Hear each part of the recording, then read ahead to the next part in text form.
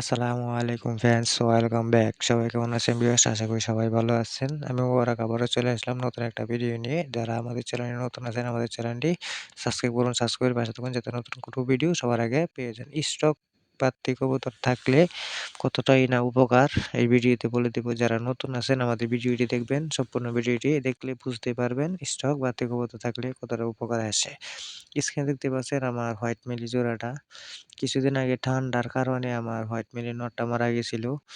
এখন আলহামদুলিল্লাহ আমার এই যে হোয়াইট মিলির নটটা স্টক বাড়তি ছিল। এখন আমি ওটার সাথে জোড়া দিয়ে দিয়েছি। সবাই দোয়া করবেন যাতে সুস্থ থাকে এবং ভালো থাকে। যারা কবুতর পালন করেন, লেসার কবুতর পালন করেন তারা অবশ্যই নর মাদি স্টক হিসেবে লাগবেন। ২ থেকে ৩ পেয়ার লাগবেন। দেখা গেছে অনেক সময় আপনার রানিং পছন্দের কবুতরটা যেকোনো সমস্যার কারণে একটা কিছু হতে পারে বা মারা যেতে পারে বা লেস্টে দেওয়া লাগতে পারে।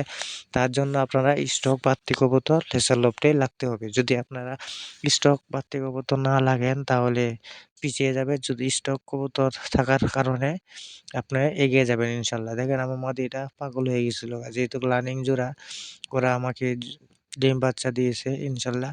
এখন মাদিটা পাগল হয়েছিল। এখন নটটা আমার স্টক বাড়তি ছিল তাই আমি জোড়া দিয়ে দিয়েছি।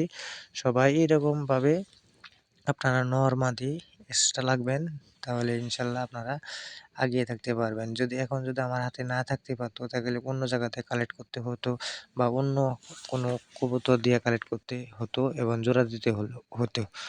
কিন্তু আমার কাছে স্টক খুব সহজে থাকাতেই ইনশাল্লাহ আমি জোড়াটা দিতে পারছি। আবার হোয়াইট মিলি জোড়াটা দিতে পারছি। নটটা মারা গেছিল, আমার ঠান্ডা লাগছিল। আমি প্রায় ভিডিওতে বলি শীতের কারণে কবুতরে ঠান্ডা লাগতে পারে এবং কবুতর মারা যেতে পারে। দেখা গেছে আপনারা কবুতরের লফটটা পরিষ্কার রাখার চেষ্টা করবেন এবং ভালো মানের খাবার দিবেন। আমার নটটার অসুস্থ হয়েছিল, রাত্রেবেলা দেখছি হালকা ঠান্ডা লাগছে, সকালবেলা মারা গেছে। কিন্তু আমি বুঝতেও পারি নাই কবুতরটা মারা যাবে, এতটাই ভয়াবহ হবে আমি চিন্তা করতে পারি নাই। যাক আল্লাহর দান, আল্লাহ তাআলা নিয়ে গেছে। আপনারা কবুতরকে ঠান্ডা লাগলে আপনারা নিয়মিত রসুন বাটা, তুলসী পাতা বাটা, আদা বাটা আপনারা ছেঁচে সপ্তাহে ২ থেকে ৩ দিন খাওয়াই দিবেন। ইনশাআল্লাহ কবুতরগুলা সুস্থ থাকবে এবং ভালো থাকবে। আস্তে ট্রিটমেন্ট নেওয়ার চেষ্টা করবেন এবং ওদেরকে বেশি ওষুধ খাওয়াবেন না, অ্যান্টিবায়োটিক ওষুধ খাওয়ানোর চেষ্টা করবেন না। যেহেতু নরমাল ওষুধ খাওয়ানোর চেষ্টা করবেন। রসুনও কিন্তু একটা অ্যান্টিবায়োটিক, তাতেও কোনো সমস্যা নাই। আপনারা খাওয়াতে পারেন। ইনশাআল্লাহ কবুতরগুলো সুস্থ থাকবে এবং ভালো থাকবে। লফটটা নিয়মিত পরিষ্কার রাখার চেষ্টা করবেন এবং ভালো মানের খাবার দিবেন। ইনশাআল্লাহ কবুতরগুলো সুস্থ থাকবে, ভালো থাকবে। যেহেতু আমরা শখকে পালন করি, কবুতরের পিছে তো একটু শ্রম দিতেই হবে। সো ভিউয়ার্স, আশা করি সবাই বুঝতে পারছেন স্টক বাড়তি কবুতর থাকলে কি উপকারে আসে। সবাই আমার নতুন হয়ে থাকলে আমাদের চ্যানেলে অবশ্যই আমাদের চ্যানেলটি সাবস্ক্রাইব করবেন, সাবস্ক্রাইব করে পাশে থাকবেন। So viewers